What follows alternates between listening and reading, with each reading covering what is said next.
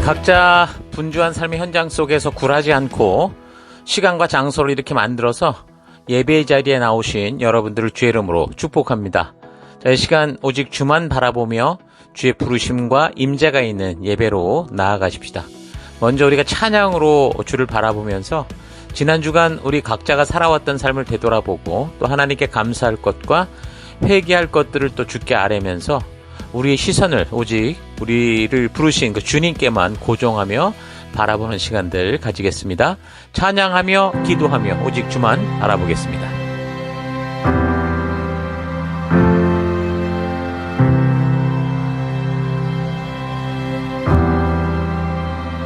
나 지금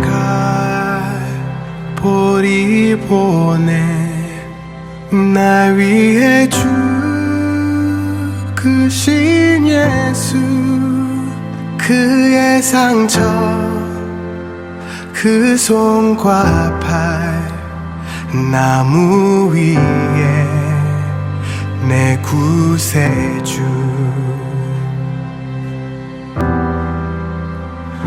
눈물에 젖은 그의 몸 요셉의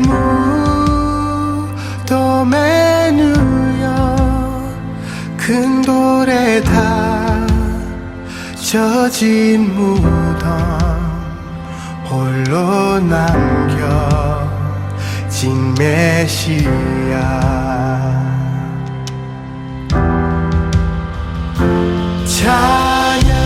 찬양하세 높으신 이름 찬양하세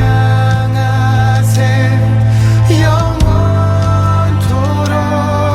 끝이 없는 주 향한 노래 오 주 내 하나님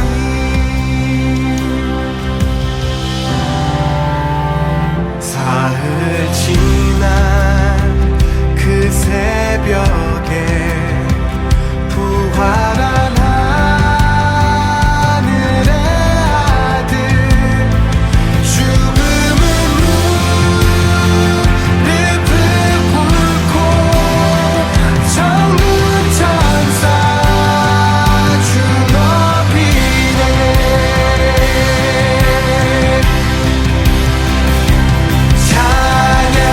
찬양하세 높으신 이름 찬양하세 영원토록 끝이 없는 주 향한 노래 오 주 내 하나님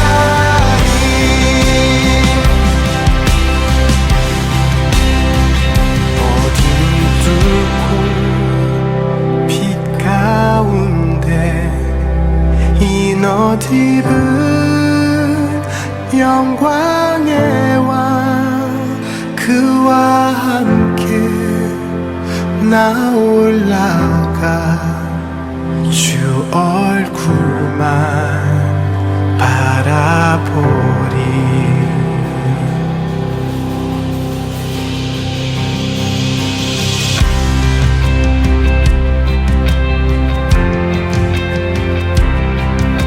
하나님, 지난 한 주간 동안 나의 길 속에 늘 동행자가 되어주시고 먼저 앞서 인도하여 주시니 감사합니다. 그런 주의 인도 속에서도 한눈 팔고 거룩하지 못한 생각과 욕심과 본능 속에 휩쓸려 살아왔던 것 회개합니다. 용서하여 주옵소서. 이 시간 흔들리고 방황하는 그곳에서도 함께해 주시고 변함없는 길과 계획과 모든 걸음이 되어주시는 우리 하나님만 바라보겠습니다. 그 예배로 나아갑니다. 용서하시고 회복하시고 우리를 거룩히 하시는 우리 주 예수 그리스도의 이름으로 기도했습니다. 아멘. 자, 이제 다 같이 우리가 함께 주일 우리 찬양과 경배로 나아가겠습니다. 할렐루야.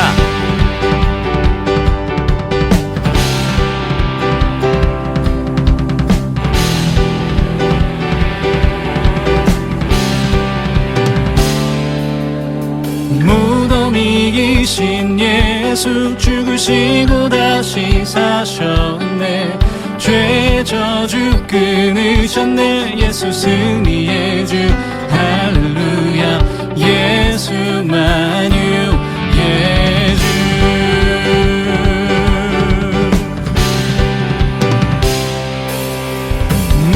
무덤이이신 예수 죽으시고 다시 사셨네.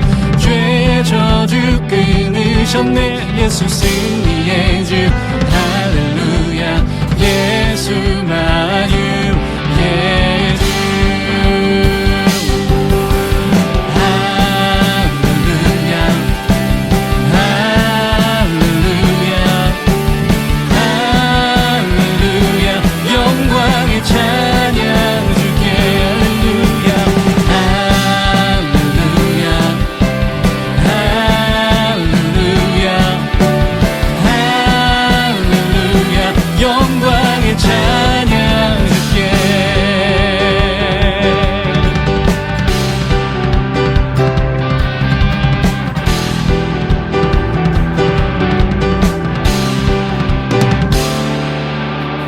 보좌에 앉으신 주 영원토록 다스리시네.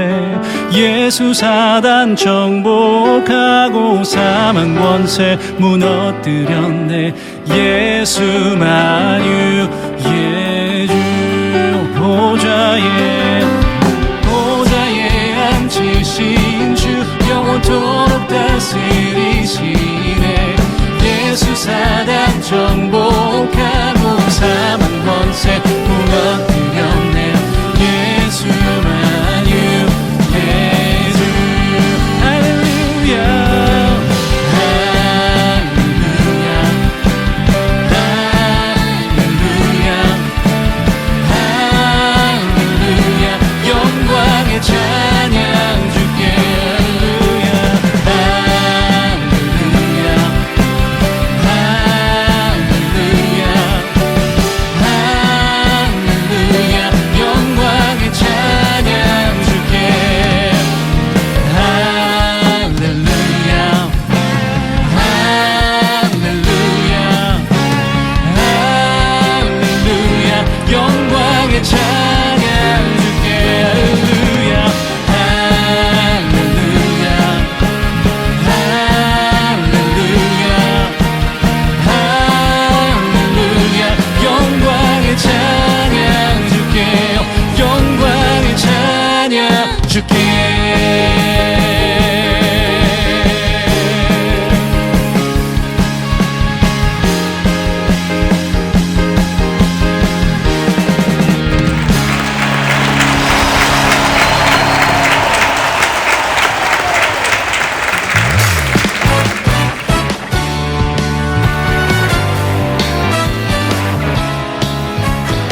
우리를 위하여 이 땅 가운데 오신 예수 그리스도만을 바라보며 나아갑니다.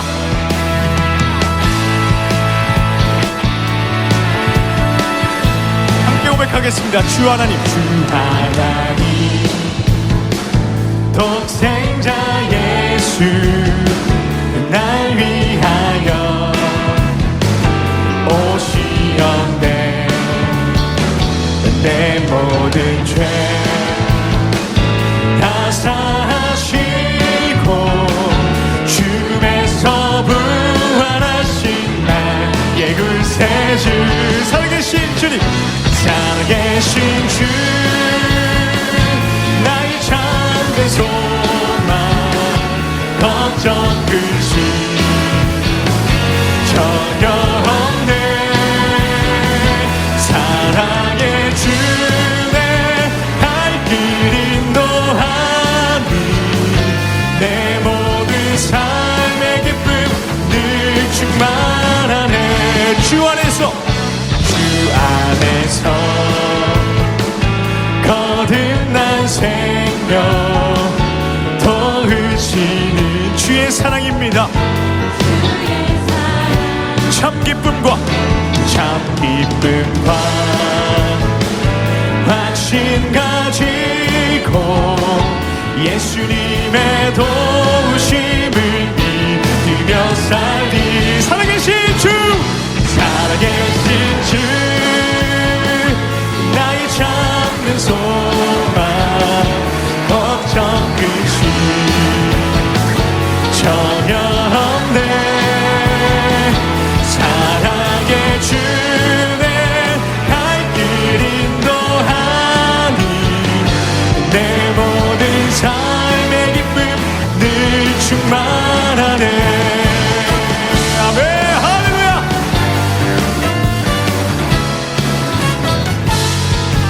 승리의 길을 허락하시는 주님을 바라봅니다. 할렐루야. 그 언젠가 주변 때까지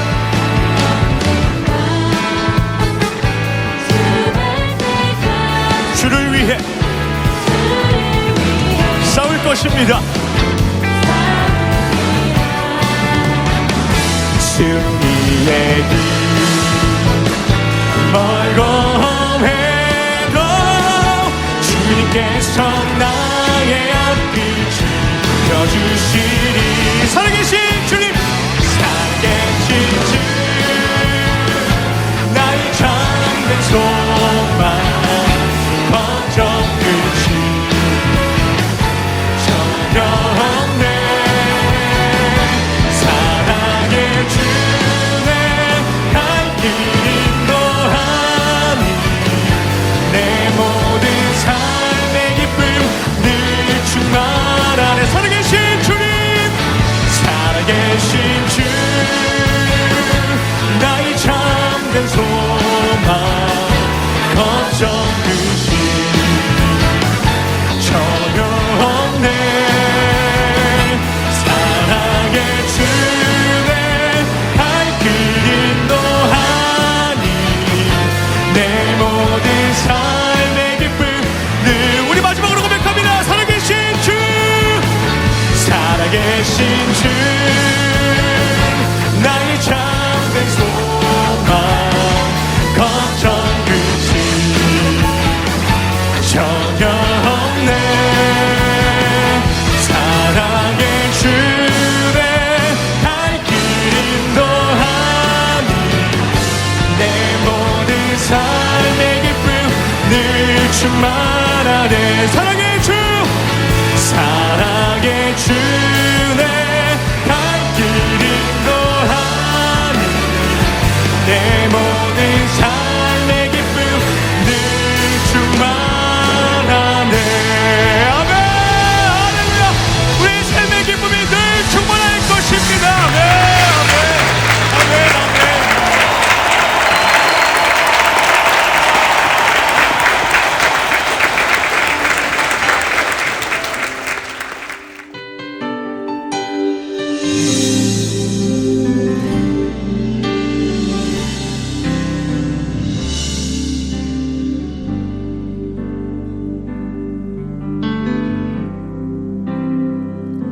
모든 능력과 모든 권세 모든 것 위에 뛰어나신 주님, 세상이 증량할 수 없는 지혜로 모든 만물 창조하셨네.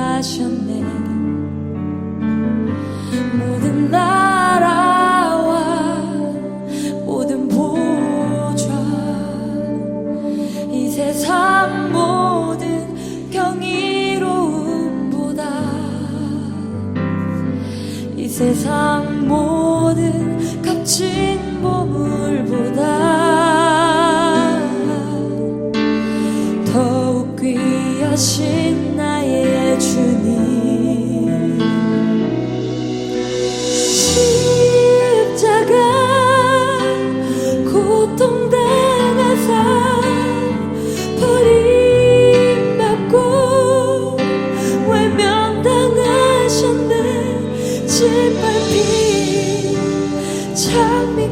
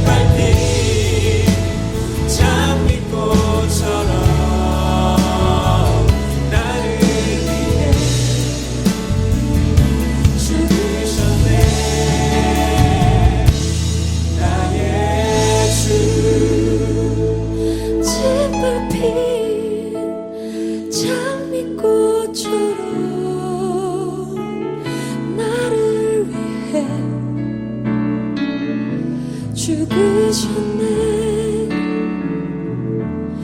나의 주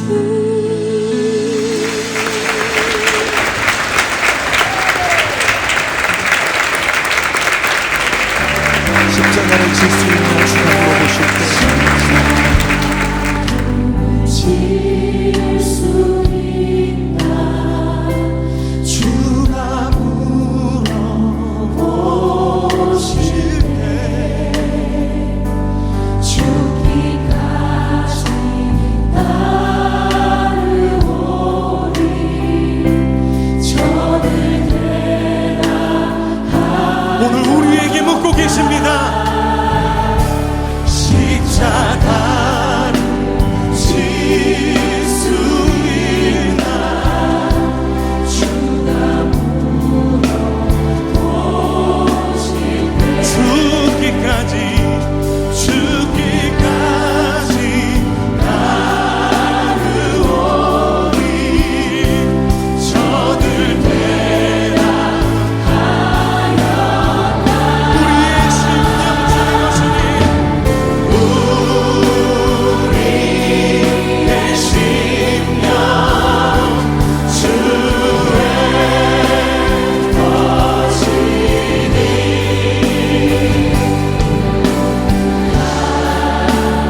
당신의 영상만 드소서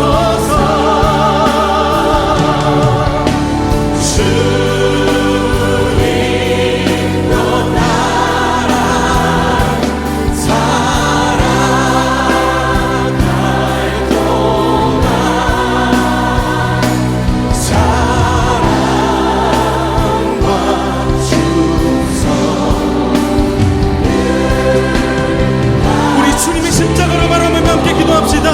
죽기까지 순종하신 십자가의 그 길, 이제 우리에게 맡겨주신 십자가를 지고 주님을 따르겠습니다. 넘어지고 실패하는 것 같아 보여도 주님께서 보이신 생명의 길을 우리가 따르겠습니다. 우리 함께 결단하며 기도합시다. 주여 하나님, 우리를 위하여 택하신 주님의 방법, 우리를 위하여 택하신 주님의 길, 우리를 위하여 택하신 주님의 길, 놀라우신 그 십자가의 길, 하나님, 우리가 따르는 것이 세상의 길이 아니라 아버지가 주신 그 길, 이 말씀을 따라 죽음까지 두려워하지 않으시고 그 뜻을 이루시며 그 길을 가신 아버지의 뜻을, 예수 그리스도의 그 십자가의 길을, 그 놀라운 길을 우리가 따라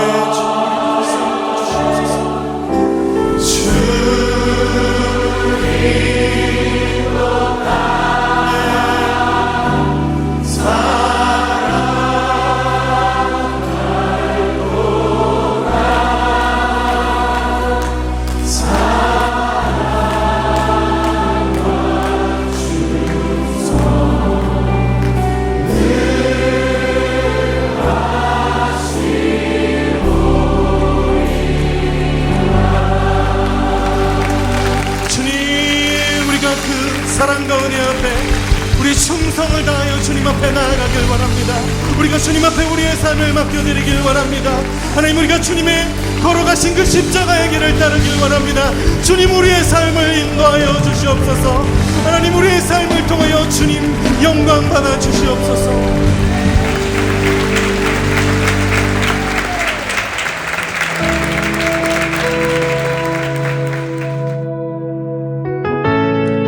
거룩하신 하나님, 주의 백성들이 주의 부르심 앞에 나옵니다. 지치고 상한 영혼들, 외롭고 곤고한 하루하루를 보내는 이들, 육신의 질병과 마음의 고통으로 지친 영혼들, 하나님, 간절한 소망이 있는 영혼들을 위로하여 주시고 치료하여 주시고 거룩한 생명의 길로 인도하여 주옵소서. 각자의 예배 처소에서 주의 얼굴을 구하며 우리 주의 임재하심이 있는 예배로 서 있습니다. 우리의 예배를 받아주옵소서. 주의 거룩한 지성소에서 우리들을 오라 하실 때 예수의 피를 힘입어 겸손히 나아가는 우리가 되기 원합니다. 다 같이 사도신경을 고백하겠습니다. 나는 전능하신 아버지 하나님, 천지의 창조주를 믿습니다. 나는 그의 유일하신 아들 우리 주 예수 그리스도를 믿습니다. 그는 성령으로 잉태되어 동정녀 마리아에게서 나시고 본디오 빌라도에게 고난을 받아 십자가에 못 박혀 죽으시고 장사된 지 사흘 만에 죽은 자 가운데서 다시 살아나셨으며 하늘에 오르시어 전능하신 아버지 하나님 우편에 앉아 계시다가 거기로부터 살아있는 자와 죽은 자를 심판하러 오십니다. 나는 성령을 믿으며 거룩한 공교회와 성도의 교제와 죄를 용서받는 것과 몸의 부활과 영생을 믿습니다. 아멘. 하나님, 우리의 이 고백이 단지 입술의 고백이 아니라 예배 순서로서의 고백이 아니라 우리의 삶으로 드러나는 고백, 우리 삶의 향기가 되고 우리의 그리스도의 편지로서 드러나는 우리가 되기 원합니다. 오직 주만 바라봅니다. 예수님 이름으로 기도했습니다. 아멘. 우리 주변 분들과 같이 인사하십시다. 하나님께서 당신을 사랑하십니다. 아멘.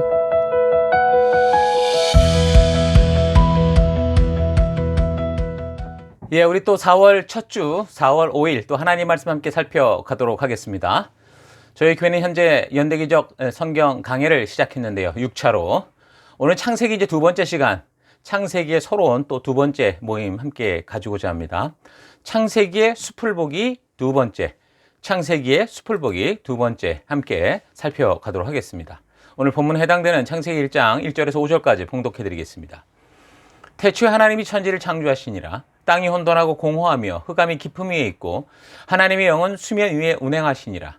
하나님이 이르시되 빛이 있으라 하시니 빛이 있었고 빛이 하나님이 보시기에 좋았더라. 하나님이 빛과 어둠을 나누사 하나님이 빛을 낮이라 부르시고 어둠을 밤이라 부르시니라. 저녁이 되고 아침이 되니 이는 첫째 날이니라. 아멘. 우리는 지난 주간 창세기의 큰 숲을 살펴보면서 이 창세기가 언제, 어디서, 왜, 어떻게, 무엇을 적고 있는지 그 기록 목적과 그 내용들이 무엇인지를 크게 살펴봤습니다. 그러니까 창세기 안에는 하나님이 누구신지를 바르게 알게 하는 하나님의 계시, 하나님이 스스로 당신을 알게 하는 말씀이 있고, 또한 내가 누구인지를 알고 왜 어떻게 이 땅을 우리가 살아가게 되었는지 그것을 봄으로 말미암아 이 세상을 발견하는 세계관이 있고, 그리고 우리가 이 시대를 살아가면서 구원자로 믿는 우리 예수 그리스도의 그 십자가 희생과 골고다의 길이 왜 필요했는지에 대한 신약의 복음의 핵심을 이해하는 그 이유들도 있고, 그리고 하나님께서 어떻게 이 땅에서 일해 오시는가 하는 인격적으로 사역하시는 성경 전체에서 볼 수 있는 하나님의 사역의 방법, 의도, 이런 모든 것들이 창세기 안에 있다 했습니다. 우리가 하나님이 누구신가를 바르게 아는 것은 이 신앙의 가장 중요한 기초가 되죠. 하나님은 누구시고 인간은 어떤 존재인가라는 이 정의가 어떻게 되느냐에 따라서 사람들이 살아가는 형태는 너무도 다양하게 달라질 수 있기 때문입니다. 진화론적인 이 세계관이 인간을 어떻게 정의하냐?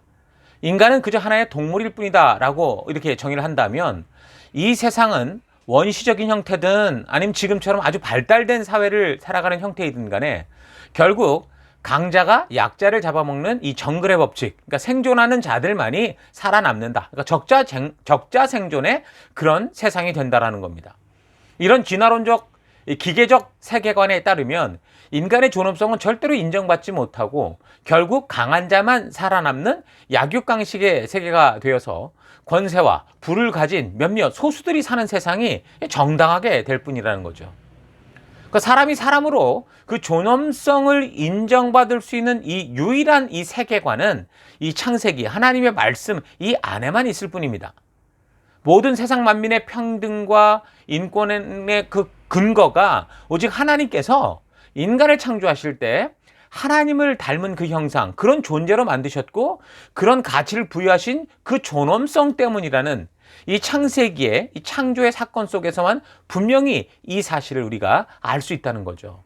그러니까 인본주의가 인간을 존중하는 게 아니고요. 성경 말씀에 근거한 창조적 세계관이 참으로 인간이 누구인가 그 존재를 소중히 여기고 인간이 어떠하든 간에 어떤 모습으로 태어나든 간에 그 자체로 존중받게 하는 그런 진실이 있는 겁니다.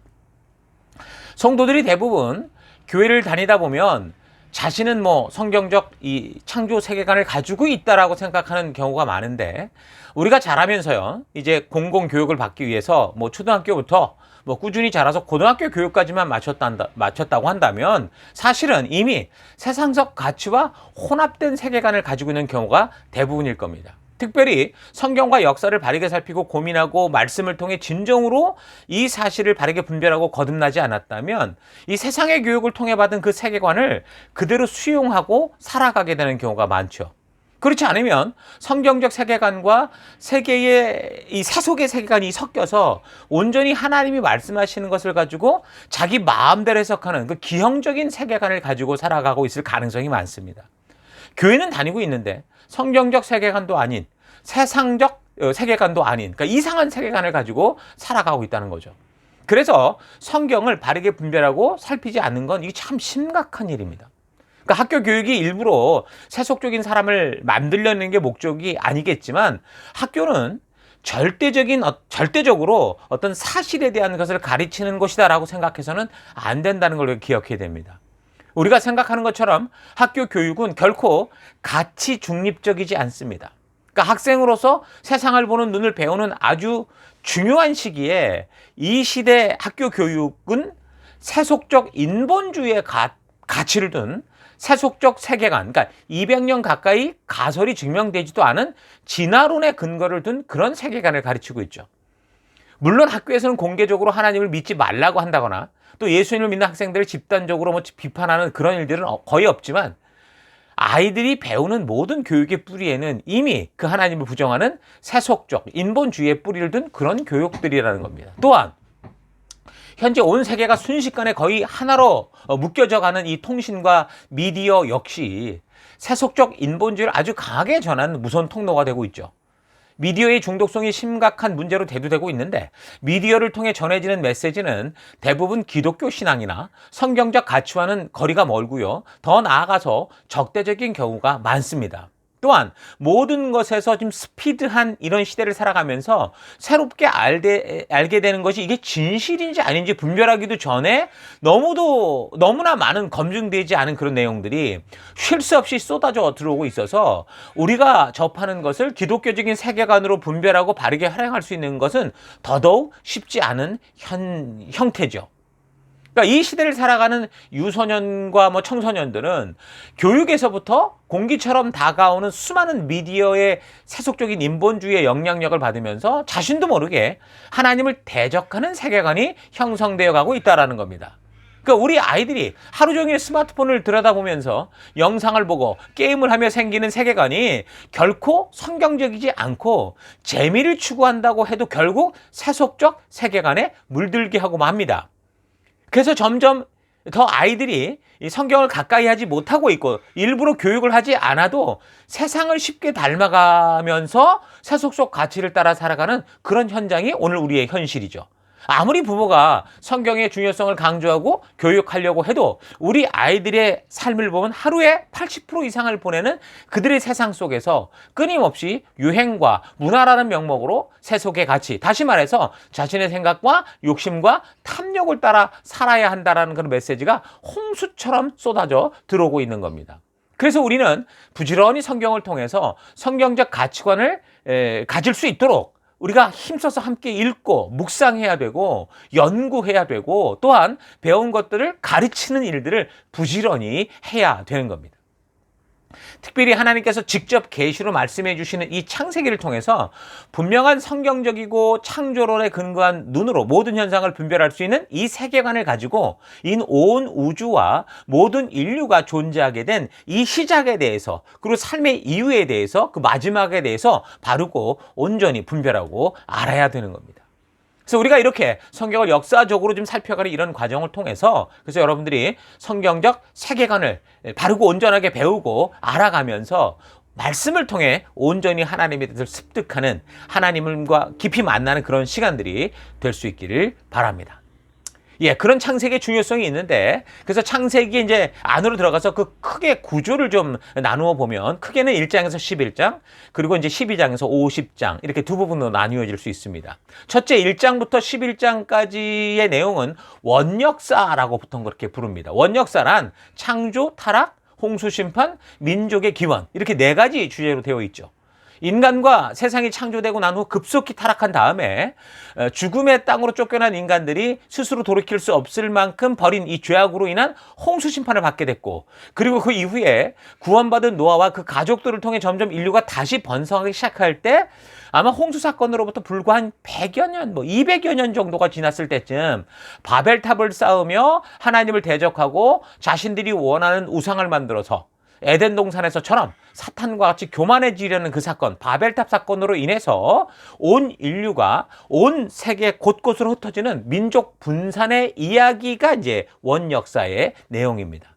그러니까 이 11장까지 창조 이후 약 2000여 년 정도의 그 역사인데 그 인류의 역사의 모든 인류가 함께 경험했던 그 내용, 이 내용은 그냥 단순히 무슨 이스라엘의 역사 이게 아니고요. 모든 인류, 우리 모두에게 해당되는 이야기. 그 이야기가 지금 1장에서 11장 원역사의 이야기로 나오고 있습니다.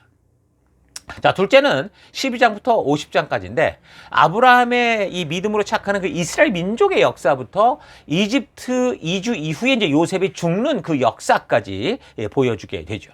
그러니까 하나님께서 아브라함의 순종의 믿음을 보시고 그를 통해 이 열방 속에 하나님을 알리는 왕 같은 제사장 나라로 삼아가는 역사의 시작점을 보여줍니다. 그러니까 시내산에서 언약을 맺는 이스라엘 민족과 하나님과의 연결성의 시작을 알게 하는 거죠. 그래서 여기서부터 모든 인류 중에서 이스라엘이라고 하는 이 민족의 시작이 어떻게 됐느냐라는 그 이야기가 나오게 됩니다. 그러니까 하나님께서 바벨탑 사건 이후 급속히 하나님을 떠나가는 인류들 속에서 하나님의 음성을 듣고 그 말씀을 따라 살고자 하는 그 사람을 찾으시는데 모든 민족 중에도 작고 연약한 족속 중에 그 말씀대로 믿음으로 따라가는 이 아브라함을 보시고 하나님 스스로 그와 하나님 나라를 이 땅에 이루어 가실 것을 약속하심으로 온 세상에 하나님의 존재를 알리는 모델과 같은 그런 역할을 하는 그런 민족, 그런 이스라엘이 시작되는 역사의 이야기입니다. 자, 12장 돼서 1절부터 뭐라고 말씀하셨냐면 여호와께서 아브라함에게 이르시되 너는 너의 고향 친척과 아비 집을 떠나 내가 너에게 보여줄 땅으로 가라. 내가 너로 큰 민족을 이루고 너에게 복을 주어 너의 이름을 창대하게 하리니 너는 복이 될지라. 너를 축복하는 자에게는 내가 복을 내리고 너를 저주하는 자에게는 내가 저주하리니 땅의 모든 족속이 너로 말미암아 복을 얻을 것이니라 하신지라. 왜 하나님이 아브라함을 불렀는지에 대한 그 이유는 성경에서 말하고 있지는 않습니다. 다만 성경 전체에 흐르는 이 이야기의 핵심으로 볼 때 아브라함은 분명히 하나님의 음성을 듣고 그걸 믿음으로 반응을 하고 그 말씀대로 순종해서 하나님을 전적으로 신뢰하며 살아가던 그런 존재다라는 사실은 분명하죠. 그럼 아브라함에게만 이런 음성이 들렸을까? 전 그렇게 생각하지 않습니다. 아마도 하나님은 그 시대 모든 사람들을 부르셨을 겁니다. 그러나 이 한 사람 아브라함이 그 음성을 듣고 믿음으로 반응하고 말씀에 순종하며 나아갔던 거죠. 그래서 민족 분열 이후 세상 모두가 하나님의 창조주 되심과 살아계심을 잊어가고 자기의 욕심대로 살아가는 그 사회적 분위기 속에서 하나님은 하나님의 살아계심과 인격적으로 변치 않는 사랑으로 역사하심을 알게 하는 그 모델과 같은 존재로 이 믿음의 사람 아브라함을 택하셔서 믿음의 역사를 시작하게 되는 겁니다. 그러니까 믿음의 조상이라고 하는 아브라함과 그의 혈통을 통해 보는 하나님과 동행할 수 있는 삶을 보면 다른 그 무엇이 아니라 오직 하나 믿음으로 살아가는 것밖에 없다라는 사실을 알게 합니다. 그래서 하나님의 음성을 듣고 순종하며 나아가기 시작한 이 아브라함으로부터 그 아들들 중에 하나님의 뜻을 따라 살고자 했던 이 아들들을 통해서 이 믿음의 이야기가 흘러가는 걸 볼 수 있죠. 그의 아들 이삭이었죠. 이스마엘이 아니라 정말 장남이라고 할 수 있는 이스마엘이 아니라 그 아들 이삭을 통해서 하나님의 이 역사가 이어졌고요. 그리고 또 이삭의 쌍둥이 아들 중에 하나님의 말씀의 가치를 따라 살아가려고 했던 이 동생 야곱, 형이 아니라 동생 야곱을 통해서 하나님의 이 약속이 이어지고, 그리고 야곱의 아들들 중에 삶의 역경 속에서도 끝까지 하나님의 말씀의 가치를 따라 살아내려고 했던 요셉으로 이 믿음의 이야기가 흘러가는 것. 그것이 창세기가 보여주는 족장의 역사 이야기입니다.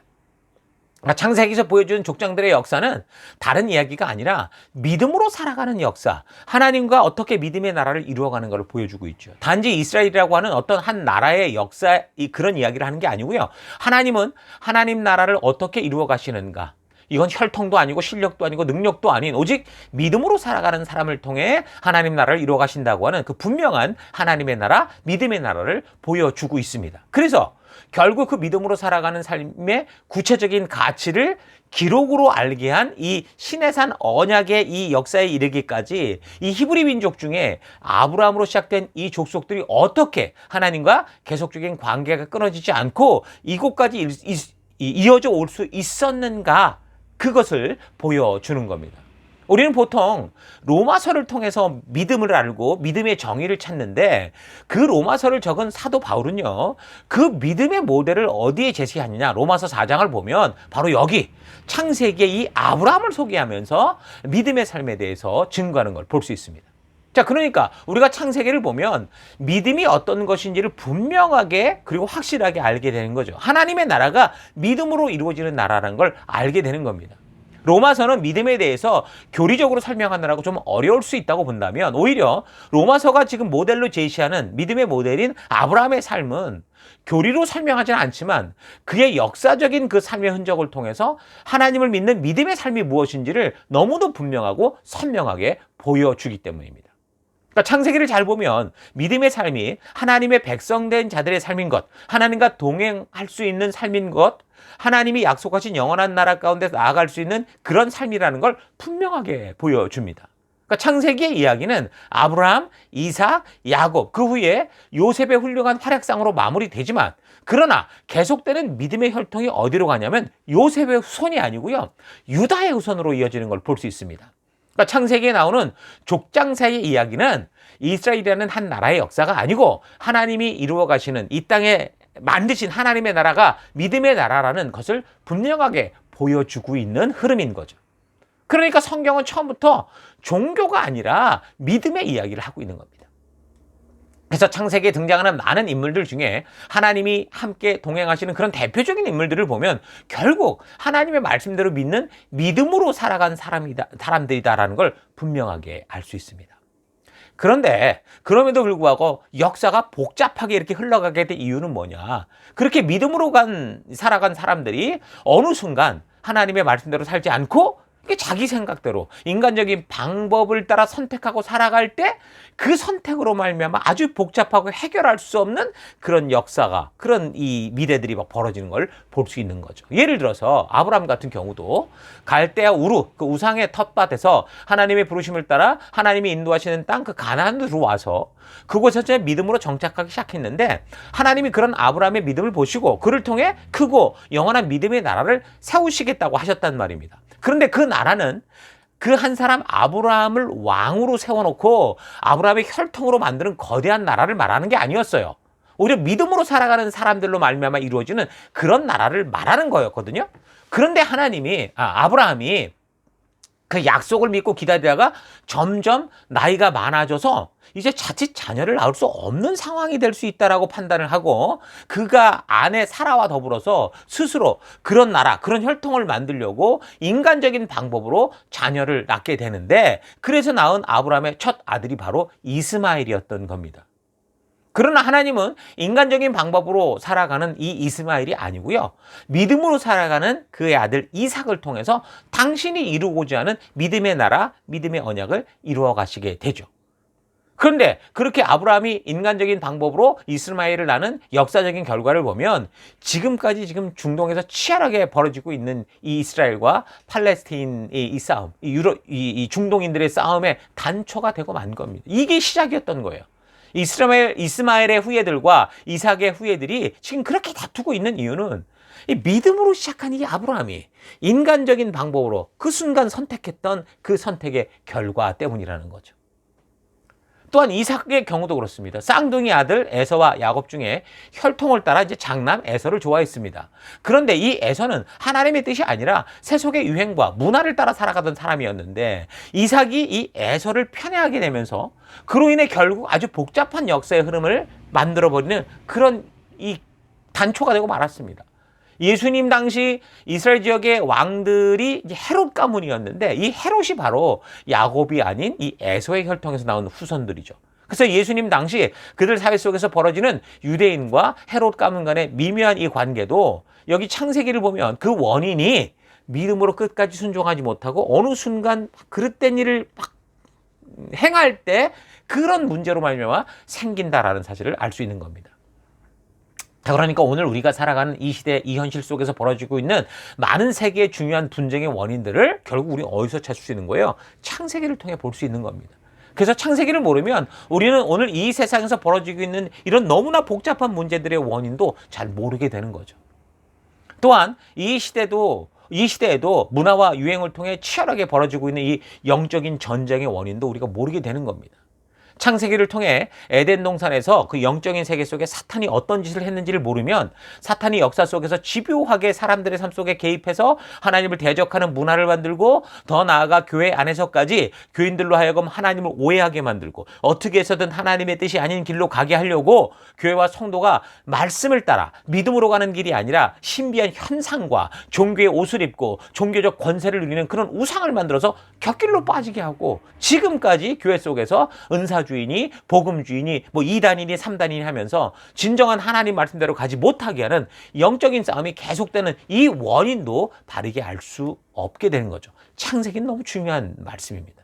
자, 그러니까 창세기는 이 세상이 이렇게 흘러오게 된 영육간의 역사적 사건의 모든 출발점을 사실 보여주는 거예요. 창세기는 한마디로 모든 것의 시작을 보여주는 책이다라고 할 수 있습니다. 창조된 우주의 시작, 인류의 시작, 가정의 시작, 안식일의 시작, 죄의 시작, 종족과 민족의 시작, 그리고 하나님이 이루어 가실 수밖에 없는 구원 사역의 시작. 이 모든 것, 이 기원을 알게 하는 책이 바로 창세기죠. 그러니까 이것을 알아야 그 다음에 모든 이야기가 연결돼 가게 되는 겁니다. 자, 그러면 창세기는 이렇게 이 세상 역사의 모든 시작을 알게 하는 책이라는 사실을 기억하면서 이제 더 창세기의 본문 안으로 좀 들어가 보겠습니다. 창세기의 전체적인 구조를 따라 큰 흐름 속에서 나오는 주제들과 역사의 흐름을 살펴나갈 겁니다. 자, 여러분은 이렇게 강단을 통해서 이렇게 제가 이제 인도하고 우리가 함께 나아가는 역사의 흐름을 따라서 그 주간 이제 말씀을 강단을 통해 살핀 주제를 묵상하시고 관련된 주제에 대해서 스스로 연구하고 본문을 읽고 계속해서 성경의 역사를 따라 흘러가는 이 길을 만들어 가야 됩니다. 그래서 이제 함께 모이는 셀을 통해서도 서로 함께 우리가 나눴던 것을 함께 또 나누고 그러면서 자신의 묵상이 바른 방향을 향해 가고 있는지 우리가 만들어가는 이 길이 온전한 것인지 좀 바르고 온전하게 살피면서 그 안에서 분명한 하나님의 진실한 뜻과 의도, 하나님의 인도를 만나는 우리가 될 수 있기를 바랍니다. 자, 그래서 먼저 1장, 2장의 주제를 먼저 보면 창조입니다. 창세기는 우리의 삶에 보이는 것과 보이지 않는 모든 것의 시작을 알게 하는 책이라고 그랬는데 그 첫 주제가 바로 이 세상의 창조에 대한 겁니다. 교회 안에서 자란 사람들에게는 이것이 믿어지든 믿어지지 않든 당연하게 그냥 받아들여주고 있는데, 워낙 인본주의적 진화론의 배경을 둔 학교 교육을 받아왔던 사람들이 진지하게 좀 성경을 읽어서 하나님을 알고자 할 때 이 창세기의 첫 주제 창조로부터 이해하기가 어렵고, 그래서 받아들이기 어려워하고, 특히 창세기 1장 1절에 걸려서 넘어가지 못하는 경우가 너무나 많이 있습니다. 태초에 하나님이 천지를 창조하시니라. 그러니까 성경이 시작하는 이 한 구절에는 너무도 분명한 믿음의 시작을 말해주고 있어서 이 구절을 믿음으로 넘어가지 못하면 결국 이 바른 믿음의 길에 서지 못하고 그냥 종교 수준에 머물던가 아니면 불신의 세상 속에서 살아가게 되죠. 성경은 믿음에 대한 이야기를 하고 있는데, 이런 믿음에 대한 이야기를 이해에 대한 이야기로 판단하려고 하니까 창조가 과학적으로 맞나? 이렇게 묻는 사람들이 많습니다. 그것에 대한 분명한 대답은 안 맞는다입니다. 왜냐하면 창조는 과학적 주제가 아니고요, 신학적 주제고 믿음의 주제이기 때문에 그래요. 신학적 주제를 가지고 과학자들이 과학을 들이대면서 성경이 옳고 그러다가 말하는 것은 주제 넘는 일인 거죠. 우리가 영어를 배우는데 수학책에 나오는 수학 공식을 가지고 영어 문법을 따지는 것과 마찬가지라는 거예요. 창조를 과학적으로 연구하려면요, 창조의 현장을 관찰해야 되고 연구하고 가설을 세워서 그 가설이 맞는지를 실험해야 되고, 그래서 그 가설대로 되는 것을 목격하고 반복적으로 실험을 해도 같은 증거를 가져야 되는데, 우리가 창조를 어떻게 그렇게 목격할 수 있습니까? 하나님이 태초에 천지를 창조하셨다고 하는데 그 하나님의 창조를 과학으로 실험해서 증명할 방법이 없는 거죠. 여러분, 과학이라는 학문은 그 활용 범위가 매우 넓은 건 사실이지만, 그러나 과학적인 방법만 가지고는 인간이 인지할 수 있는 한계가 매우 제한된다라는 것을 알 필요가 있습니다. 예를 들어서 과학이라는 것은 너무 오래전의 일이거나 내지는 장차 다가올 미래에 대해서 정확하게 인지할 수 있는 기능이 없습니다. 그러니까 과학이라고 하는 그릇이 유용하지만 분명히 한계가 있다라는 거예요. 그러니까 과학이란 하나님이 창조하신 것들을 하나씩 발견하는 과정에 불과합니다. 과학은 하나님의 창조의 섭리를 알게 하는 도구라는 거죠. 그래서 과학이 마치 인류의 모든 것에 척도라도 되는 것처럼 생각하는 것은 분명한 착각이고 잘못된 생각입니다. 아무리 과학이 많은 것의 원리를 증거하고 보여준다고 해도 윤리와 도덕 같은 것은 과학적으로 설명될 수가 없습니다. 선하고 악하고의 문제, 선악의 문제는 과학으로 증명되는 게 아니죠.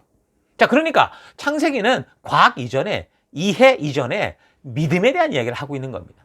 그러니까 창세기는 창조를 증명하려고 적은 책이 아닙니다. 성경 자체가 이 지구의 시작, 창조의 때 하나님이 어떻게 하셨다는 것을 대략적으로 적고 있다라고 말하고 있기 때문에 성경을 가지고 창조를 과학적으로 증명해내는 일은 불가능합니다.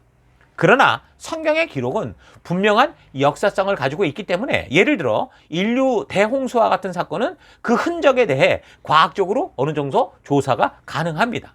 그러니까 과학은 하나님의 창조의 놀라운 역사를 알게 하는 중요한 도구이기 때문이죠. 그래서 과학이 발달할수록 처음부터 완전한 가설, 이 추측의 근거를 둔 그 진화론보다 창조론이 더 과학적이고 더 확실하다라는 것이 계속 더 증명돼 가고 있습니다. 하지만 홍수가 하나님의 심판인지, 이거는 과학적으로 해결할 수 없다는 거죠. 그러니까 성경은 세상의 작동 원리를 설명하는 책이 아니고 창조주 하나님께서 우리를 향한 구원과 사랑을 알게 하며 이 땅을 어떻게 시작하셨는지, 그래서 우리를 어떻게 생명으로 부르시는지를 알게 하는 책인 겁니다.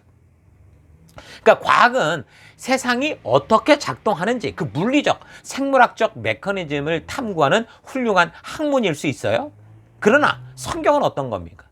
세상이 왜 존재하고 누가 창조했고 그 궁극적인 목적과 의미가 뭔지를 알게 하는 계시의 책이 되는 겁니다. 자, 바벨탑 사건 이후 각 족속들의 시작을 알게 하는 민족의 분열과 그 기원, 이 민족의 기원을 봐도 과학적으로 증명되는 것이 아니라 역사적으로 봐야 알 수 있습니다. 그러니까 성경에서 나오는 사람들의 이름이 역사적인 지명이 되었고요, 나중에 우리가 역사책을 통해 배우는 고대 국가의 이름으로 발전된 것을 알 수 있어요. 노아의 아들 야벳의 후손들이 오늘날 유럽과 러시아 그리고 인도, 이란 지역에 정착하면서 인도 유럽 어족의 조상이 되었죠. 그리고 노아의 아들 함의 자손들은 오늘날의 아프리카 대륙 전체와 아라비아 반도 일부 그리고 지중해 동부 연안에 정착을 했습니다. 그리고 노아의 아들 셈의 후손들은 비옥한 초승달 지대라고 부르는 메소포타미아와 아라비아 반도 그리고 시리아 지역으로 정착을 하죠. 그러니까 셈이 낳았던 아들들의 이름이 엘람, 아수르, 아람, 아르박삿, 룻인데 이 엘람은 역사 속에 엘람이라는 그런 나라였고요. 아수르는 아수르 제국, 룻은 리디아 왕국, 아람은 아람 왕국으로 성경이 말하는 사람들의 이름이 우리가 역사에서 배우는 고대 역사 속에 나오는 나라의 이름이 됩니다. 그러니까 나라의 이름이 이전에 뭐라는 거예요? 사람이었다라는 거예요. 그러니까 셈의 넷째 아들 아르박삿 같은 경우는 나라의 이름으로 발전된 게 아니고요. 역사적으로 보니까 아브라함이 태어나게 되는 그 혈통, 그 믿음의 나라를 대표하는 그런 족속으로 세계 역사가 아브라함의 인물의 존재를 사실적으로 증명하고 있죠. 지금 중동 지역의 싸움박질의 모든 원인도 그들을 누구나 다 조상을 아브라함으로 알고 있습니다. 그러니까 성경의 이야기는 이 세상의 역사의 흐름을 알게 하고 그 기원을 알게 하는 그 사실에 근거한 역사 이야기들입니다. 그래서 성경을 신화라고 하지 않고 역사라고 하는 거예요. 여러분, 대한민국의 건국 신화가 뭡니까? 단군 신화죠. 그걸 왜 역사적 사실이라고 하지 않고 신화라고 합니까? 간단합니다. 역사적으로 단군의 아들이 있었는지 없었는지조차 모르기 때문이죠. 만들어낸 얘기이기 때문에 그래요. 단군은 누군지, 단군의 아들이 누구고 그 손자가 누군지, 어떻게 역사가 시작됐고 이어져 왔는지를 전혀 알지 못하고 그냥 한 나라의 건국 이야기를 극적으로 만들기 위해 만들어낸 그런 이야기이기 때문에 신화라고 하는 겁니다. 하지만 성경을 보면 아담부터 예수 그리스도까지 그 혈통적 족보가 정확하게 기록되어 있습니다. 그리고 세계 역사는 이 성경 안에서 말해주고 있는 역사적 사건과 그 인물들을 따라 모든 게 연결되어 있는 걸 알 수 있어요. 자, 그러니까 성경은 종교 경전이나 교훈집, 이솝 우화나 신화 같은 책이 아니고 역사적 사실에 기초한 책으로 역사라고 말하지 신화라고 말하지 않는다는 거예요. 과거라는 역사적 사실, 현재라는 지금 일어나는 일들이, 다시 말해 모든 인류의 역사가 성경에 그대로 나오고 있고, 그리고 앞으로 다가오게 될 미래의 역사, 이 세상의 마지막이 어떻게 될 것인지까지 성경은 우리에게 말해주고 있습니다. 그런데 성경이 말하는 이 역사가 실제가 아니라 신화라고 막 주장했던 그런 때가 있었고, 그렇게 정말 그런 줄 알고 우리가 속을 뻔한 때가 있었습니다. 왜냐하면 예를 들어서 성경의 그 열왕기서에 보면 아수르라고 하는 나라가 굉장히 중요하게 자주 언급이 되거든요. 근데 19세기까지만 해도요, 이 아수르가 있었다라는 흔적이 세계 어디에서도 발견되지 않았던 거예요. 그래서 많은 사람들은 이 아수르의 역사가 지어낸 신화 같은 얘기가 아니냐, 성경이 지어낸 얘기다, 이렇게 의심을 했죠. 중세 카톨릭 시대 악영향 이후에 인본주의가 고개를 들면서 역사가 흘러서 산업혁명 시대를 맞을 때 인간 사회의 최초 대변혁으로 인한 이 엄청난 과학의 발전으로 이 종교적 신앙심이 그동안 그 뿌리를 이루었던 이런 것들이 흔들리는, 아주 수많은 그런 것에 흔들리던 수많은 회의론자들, 이런 사람들이 성경에서 말하고 있는 이 아수르 요 이야기를 가지고 아주 코웃음을 치고 비웃었었습니다. 성경이 가짜라고 얘기했었죠. 역사적으로 존재하고 증명할 만한 유적이 뭐가 하나도 없었기 때문에 당연한 일이었었던 것 같아요. 그런데 1843년 프랑스의 영사였던 어떤 사람에 의해서 사르곤 2세의 거대한 궁전이 발견되기 시작했고, 1847년에는 영국인에 의해서 현재 이라크 모술이라고 하는 도시 니느웨가 발굴됩니다. 그래서 성경의 실제 역사를 가지고 증거가 없으니 사실이 아니라 신화라고 하면서 조롱하던 모든 사람들이 완전히 할 말을 잃어버린 거예요. 발견된 유물에 새겨진 이 쐐기 문자들이 해독될수록 성경의 기록이 얼마나 소름 돋도록 정확한 팩트였는지, 역사적 사실이었는지가 속속 드러나게 되죠. 그래서 그동안 성경이 조작되었다고 큰 소리치던 학자들은 자신들의 논문과 책을 폐기하거나 수정했어야 됐습니다. 그러니까 성경이 보여주는 기록은 만들어낸 신화가 아니라 역사적 사실이라는 게 완벽하게 증거가 된 거죠. 성경에 나오는 지명을 비롯한 인물들이 거의 다 실제로 존재한 것은 지금도 분명히 알 수 있습니다. 지명을 예로 들어서 키프로스를 성경에는 구브로라고 적고, 또 파포스를 바보라고 적고 있고, 페니키아를 베니게라고 적고 있고, 카파도기아를 갑바도기아로, 그러니까 한글 성경을 처음 번역하신 분들이 음역을 이렇게 다르게 표기했지만, 그렇다고 이 세상에 존재하지 않는 그런 도시가 아니고 다 지금도 존재하는 도시들이고 역사적으로 과거로부터 역사를 가지고 흘러오는 실제 지명들인 겁니다. 자, 그러니까 성경은 증명이 가능한 역사적 사실을 근거로 말해주고 있다는 거예요. 그래서 이렇게 성경이 역사적 사실인지도 모르고 믿는다면 그건 미신인 거고, 이렇게 역사적 사실이 분명하고 확실한 고고학적 증거들이 있음에도 불구하고 굳이 안 믿겠다라는 거, 이거 불신이라는 거죠. 자, 정리를 하면 성경은 과학적으로 증명할 수 있는 것은 아니지만, 그러나 역사적으로 부인할 수 없는 사실을 기록하고 있는 하나님의 계시로 말미암아 우리에게 전달되어진 분명한 하나님의 말씀이 분명합니다. 성경의 창세기가 창조를 증명하는 여러 연구 논술책은 아니지만 역사적으로 추측해 볼 때 창조가 오히려 더 사실로 믿어지게 하는 그런 책인 거죠.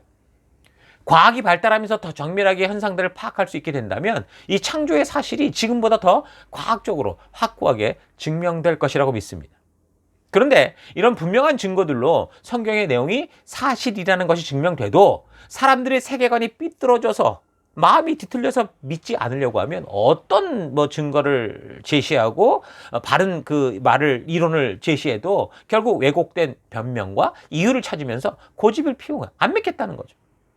여러분, 진화 가설이 발표된 지 지금 167년 정도가 됐는데 이게 과학이 발달했다면 가설이 정해졌으면 이제 진리로 주장돼야 되는데 이 진화 가설에 처음 주장한 것이 맞지 않다는 게 오히려 과학적으로 더 증명되고 있습니다. 그럼에도 불구하고 사람들이 어떡합니까? 이 과학을 하는 사람들끼리도 다 아는 잘못들을 모른 척하면서 그냥 교과서와 과학에 넣어서 우리 아이들을 가르치고 있는 그런 모순을 저지르고 끝까지 그 잘못된 가설을 믿겠다고 하는 미신적 세계관을 붙들고 놓지 않고 있는 거죠. 사탄은 사람들의 생각과 믿음 속에 창조론적 세계관이 아니라 진화론적 세계관을 집어넣어서 하나님이 창조하신 모든 것을 삐뚤어진 눈으로 보게 했습니다. 사람들이 자신의 뿌리를 알고 하나님을 바르게 알게 하는 창세기의 첫 구절부터 그래서 믿지 못하게 하려고 하죠. 역사적으로 모든 기독교 국가에 아주 치명적으로 진화론이라는 확실하게 증명되지도 않은 이 가설을 그렇게 교육 속에 퍼뜨려서 창조냐 진화냐라는 이 인류 최대 거대한 이 이슈를 만들어냈습니다. 그래서 1859년 영국의 진화론자 다윈이 진화론을 주장했던 책 종의 기원을 발표한 이후 기독교계와 과학계는 지금까지 마치 무슨 대립관계인 것처럼 느껴지게 되었습니다. 그동안 여러 가지로 진화를 주장하는 이 증거들은 찰스 다윈의 그 추측에 의해서 가상적 논리로 만든 그 가설을 가지고 나온 후에, 다시 말하면 증거가 있어서 정립된 게 아니라 찰스 다윈의 추측으로부터, 관찰로부터 시작하는 그 가설을 먼저 그럴 거라고 믿고 그리고 나서 그 가설에 맞는 증거를 막 만들어내려고 과학까지 동원해서 안간힘을 쓰면서 실제로 과학이 스스로 아니라는 걸 보여주고 있어도 억측을 주장하면서 그 억측을 기반으로 만들어낸 그런 흐름이 지금의 흐름입니다. 공교육 시스템이 현대 과학이 합의한 가장 최신의 경험적 지식을 가르치고 현대 생물학을 가르치기 위해서 이 진화론을 뺄 수 없는 그런 필수적인 도구가 되어버렸기 때문에 악의적인 의도가 없다고 하기도 하지만, 그러나 그 결과는 사람의 존재의 이유를 오해하게 하는 그런 결과를 낳고 말기에 우리는 이 상황을 이게 바르게 분별하진 분별력을 가지지 못하면 결국은 전부 우리는 그냥 지옥으로 가는 인생이 된다는 거죠. 자, 그러니까 꼭 진화론자가 되려고 해서가 아니라도 그동안 진화 가설을 사실인 것처럼 주장하며 심어진 세계관으로 말미암아 자신들이 그동안 주장했던 가설들이 잘못됐다는 것을 인정하고 싶지 않기 때문에 살아계신 하나님을 끝까지 부정하고 과학이라고도 하기 모호한, 증명도 되지 않는 이 찰스 다윈의 가설을 믿는 믿음, 그러니까 진화 종교를 과학이란 이름으로 버물려서 오해하게 하고 있는 겁니다. 그래서 사실 과학은 하나님의 놀라운 창조의 섭리들을 발견하게 하는 그런 정말 훌륭한 도구인데, 마치 과학이 믿음과 대치되는 것처럼 이상한 그런 분위기를 만들어냈죠. 그동안 진화를 주장하기 위해서 억지 주장을 펴던 이론들이 과학의 이름으로 고개를 들다가 과학이 발전할수록 잘못된 주장, 무지한 주장, 심지어는 거짓말이 드러나면서 폐기된 것들도 많이 있습니다. 제시되는 증거라는 게 너무 오래전에 땅에 묻혀서 그 근거를 알 수 없는 것들을, 그것도 불과 한두 개 여기저기 주워 발견해서 그 뼈 조각 맞춰가지고서 온갖 상상을 하면서 자기가 믿고 싶은 대로 각색하고 심지어 막 거짓말로 조작해서, 그러니까 과학의 탈을 썼지만 사실 가설과 추측이 난무한 이런 상황이라는 거예요. 특정한 세계관을 입증해, 그러니까 이 진화론이 옳다라는 걸 꼭 증명하고 싶다라는 이 강박이 어떻게 과학이라는 이름으로 포장된 억지와 사기극을 낳을 수 있었는지 명백하게 우리는 알아야 됩니다. 그런데도 그 가설을 놓지 못하고 오히려 진화론을 더 믿고자 하니까 이런 모습을 보면 심하게는 그들의 주장이 이제는 이게 그냥 과학적 증명이 아니라 그냥 종교화되는 경향이 있다. 그러니까 진화 종교와 똑같다라고 볼 수밖에 없다는 거죠. 그래서 진화론자들은 창조론자들과의 싸움을 마치 뭐 과학과 뭐 신앙이 싸움인 것처럼 이렇게 생각하게 합니다. 그래서 이런 사실에 별로 관심이 없는 사람들에게 진화론자들은 뭐 마치 이성과 증거를 통한 지식을 추구하는 사람인 것처럼 보이게 하고, 창조론자들은 성경만을 의지하는 비합리적인 어떤 종교적인 맹신주의자, 이런 식으로 인식을 주려고 하고 있습니다. 일부러든 아니면 어떤 이유로든 저들이 원하는 것은 성경적 세계관을 부정하고 싶은 거고, 그것만 아니면 뭐라도 괜찮다. 뭐 내가 뭐 벌레에서 나왔든 뭐 원숭이에서 나왔든 상관없다. 이런 식으로 사탄의 하수인의 짓들만 벌이고 있는 겁니다. 그러나 과거 여러분, 과학이 그다지 발달하지 못했을 때 기독교를 반대하는 지식층들이 과학이라는 명목하에 아주 제대로 하나님의 창조를 조롱하고 기독교를 공경에 몰아넣었던 건 사실이지만, 그 과학이라는 최고의 틀을 가지고도 이 167년이 지난 지금까지 창조를 완전히 없애지 못하고 진화가 사실이라는 것도 증명하지 못하고 있고, 오히려 이제는 과학이라는 그 툴이 창조의 진실을 더 증명하는 그런 경우가 더 많다라는 거 여러분 잘 아시고 여러분 스스로가 공부하며 분별해 볼 수 있기를 바랍니다.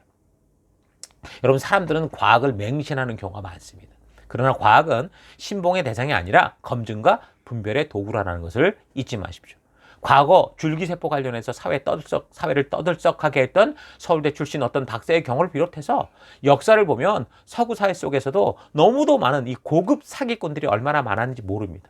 교과서가 말하는 것은 대부분 사실을 말하지만 그렇지 않은 것도 심각하게 많다라는 사실을 잊지 마십시오. 역사 교육을 보십시오. 일본이 하는, 중국이 하는, 각 나라마다 하는 역사 교육들에는 거짓이 너무 많습니다. 학교의 과학 교육이 무슨 진리를 가르치는 것이라고 생각하면 완전히 착각입니다. 과학이 발달하면 이미 발견된 사실들이 다시 뒤집혀지고 있고요. 또 뒤집어지고 또 뒤집어지는, 이런 걸 볼 수 있어요. 그러니까 우리가 그동안 교육을 받은 것들도 우리 시대 때 받던 교육이 잘못된 교육을 받은 거라는 그런 경우가 많다라는 겁니다. 그래서 과학은 잘 활용해야지 신봉해서는 안 된다는 거예요. 우리가 학교에서 배우고 있는 교육도 창조론적인 세계관, 성경의 세계관을 통해서 잘 점검되고 검증되지 않으면 함부로 무조건 믿어서는 안 되는 겁니다.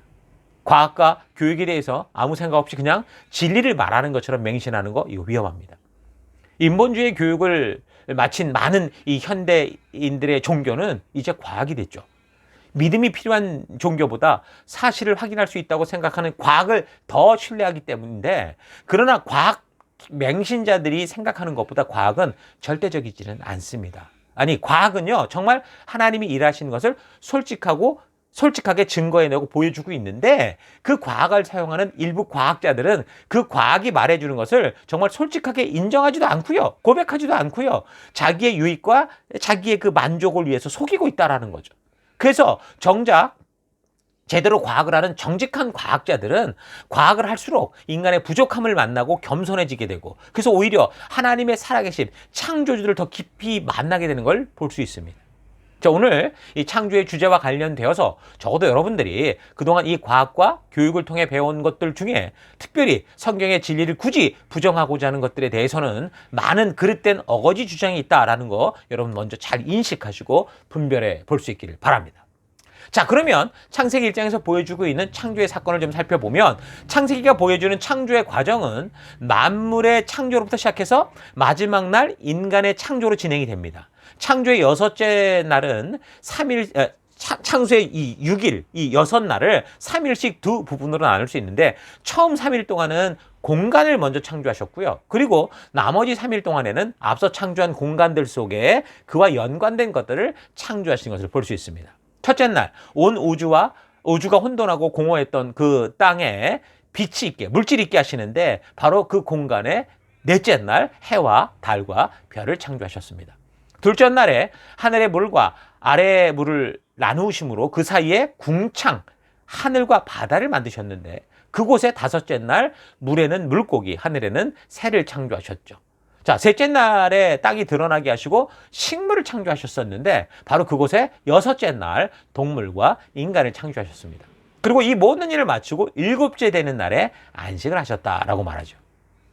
이 온 우주 만물이 창조되는 이 매일 저녁이 되고 아침이 되니 이는 첫째 날이다, 뭐 둘째 날이다, 셋째 날 이렇게 말씀하시는데 여기서 말하는 하루라는 개념에 대해서 해, 달, 별이 넷째 날 창조가 되는데 어떻게 그럼 하루라는 말을 첫날부터 적용할 수 있느냐 궁금해하는 사람들이 있을 수 있습니다.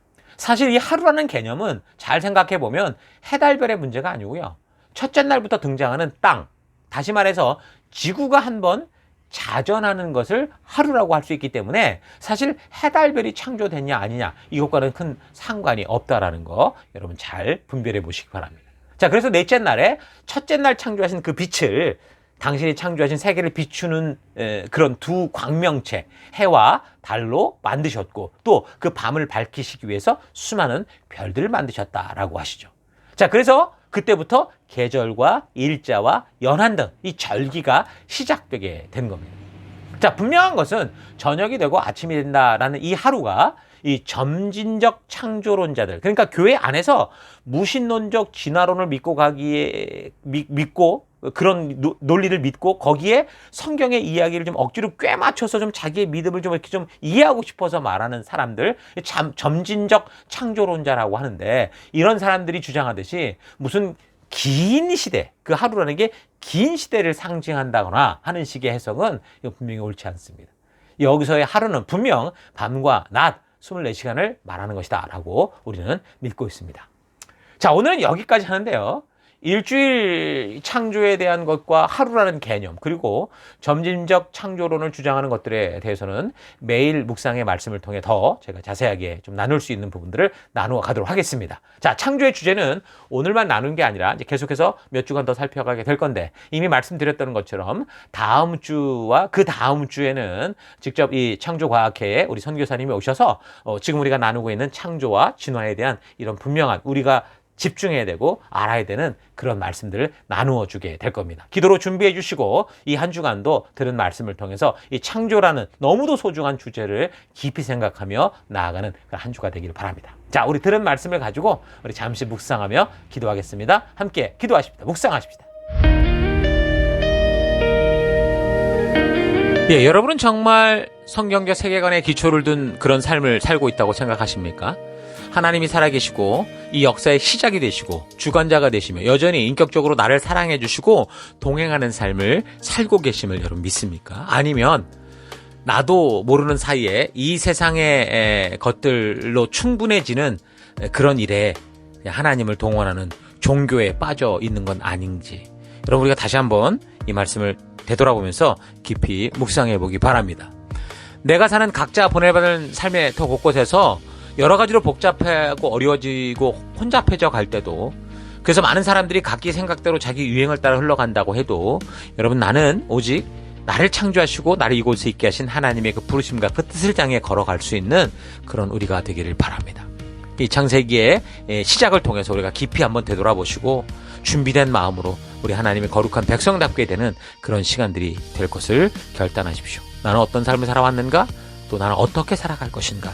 깊이 생각해 보시면서 우리 또 들은 말씀을 가지고 잠시 기도하기 원하는 것은 첫째, 하나님 창조주 하나님의 말씀을 무시하고 인본주의적 진화론의 바탕을 둔 가치를 따라 약육강식, 적자생존의 삶 속에서 마치 정글의 법칙처럼 살아가려고 했던 삶을 회개합니다. 용서해 주옵소서 기도하시고 둘째, 하나님 이 세상이 무엇을 주장하고 어떤 유행을 따라 살아가든 오직 주의 사랑을 기억하며 창조주 하나님께서 우리 인도하며 나아가게 하시는 그 길을 따라 살아가는 내가 되기를 결단합니다 기도하시고 마지막 하나님 우리가 영적인 눈을 바르게 뜨고 본다면 말씀의 가치를 따라 살아가기에 왕따 당하는 것 같은 삶이 외롭고 구박받는 삶이 아니라 하나님께서 우리를 거룩하게 구별하여 빛된 길을 걷게 하시는 그런 영원한 삶인 것을 잊지 않고 강하고 담대하게 내가 선 그곳에서 오직 주의 말씀 따라 살아가는 내가 되기를 결단합니다. 다 같이 잠시 함께 기도하겠습니다. 기도하십시다.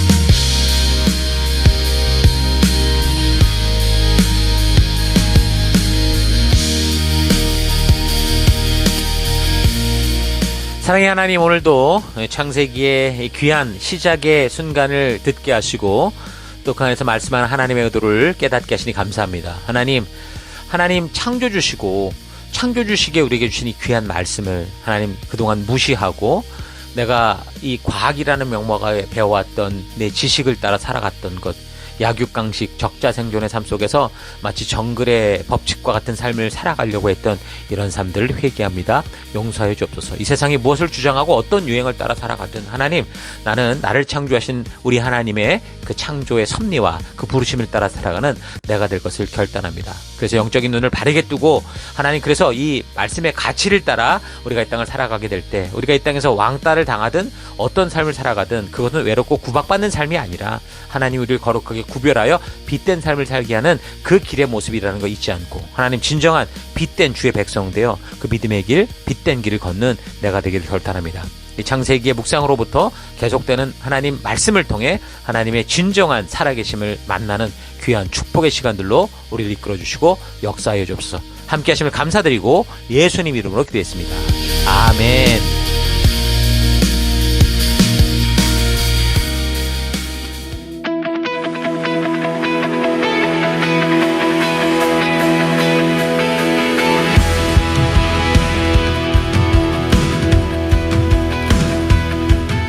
4월 5일 교회 소식을 함께 나누겠습니다. 이번 주는 2026년 셀위크 10번째 주간입니다. 우리 교회는 셀 모임을 통해 생명 낳는 생명을 세우는 사명을 감당하고 있습니다. 생명 낳는 생명을 세우는 사명은 하나님의 전적인 은혜로 구원받은 모든 성도들의 존재의 이유입니다. 이것을 위해 우리가 구원받았고 우리가 이곳에 한 교회로 모여 하나님 나라를 이루며 지금까지 달려가고 있는 것입니다. 그러므로 모든 성도는 영적인 가정 셀에 속하여 말씀의 기초를 확실하게 쌓으며 그 말씀 위에서 지체들과 서로 격려하며 하나님께서 순종하는 우리를 통해 이루시는 치료와 회복의 놀라운 은혜들을 누리시기 바랍니다. 사랑의 돌봄과 성경과 역사 교육, 이것이 가장 중요하고 부름받은 자들의 핵심적인 사명인 것을 잊지 말고 셀 모임으로 적극적으로 모여주시기 바랍니다. 4월 첫째 주인데요. 매월 첫 번째 주간 저희 교회가 집중하는 사역 포인트는 모든 성도들이 하나님의 가족 셀에 속하게 하는 것입니다. 셀로 연결되는 것은 하나님이 예수 그리스도의 피로 사신 거룩하고 진정한 가족을 만나는 것입니다. 그리스도의 몸된 성도들은 그리스도의 머리 되신 교회와 셀에 연결되어야 바르게 성장하며 살아갈 수 있습니다. 그래서 멜번시티 교회를 나오는 모든 분들은 한 분도 빠짐없이 각자의 셀에 연결되어 있습니다. 셀 모임은 단지 성경을 공부하는 곳이 아니라 서로의 삶과 깊은 마음을 나누며 서로를 위해 기도하고 성령 하나님께서 우리 모두를 세워가는 사랑과 회복의 공간입니다. 모두 함께 속하십시다. 저희 교회를 새로 방문해 주신 지체들을 환영합니다. 오늘 이곳 예배당 예배 그리고 영상 온라인 예배에 처음 참석해 주신 분들을 주의 이름으로 환영합니다.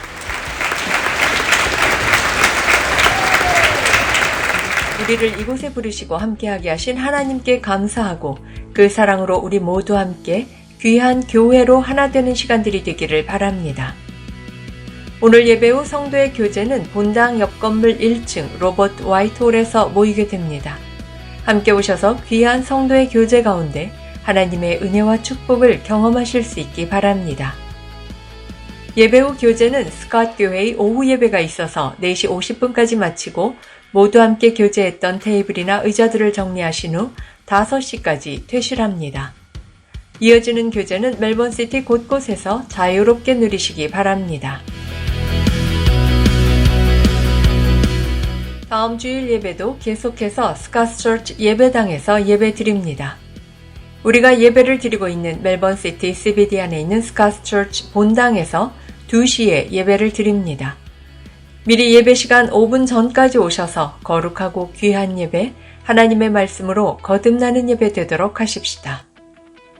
우리가 드리는 예배는 계속해서 매주 영상으로 미리 준비되어 교회 사이트에 매 주일 오전 6시에 업로드됩니다. 또한 교회 유튜브에도 같은 시간에 업로드가 되니 어떤 이유로든 예배당 예배를 나오지 못하게 되는 경우 각자가 처한 처소에서 각자 가능한 시간에 하나님의 부르심 앞에 스스로 나아가 예배 드리실 수 있기 바랍니다. 내가 처한 어떤 상황과 환경 속에서도 변함없이 거룩한 예배자로 서서 온전한 예배를 드리실 수 있기 바랍니다. 지금까지 4월 첫 번째 주일 교회 소식이었습니다. 한 주간도 믿음으로 말씀 따라 승리하는 여러분들 되시기 바랍니다.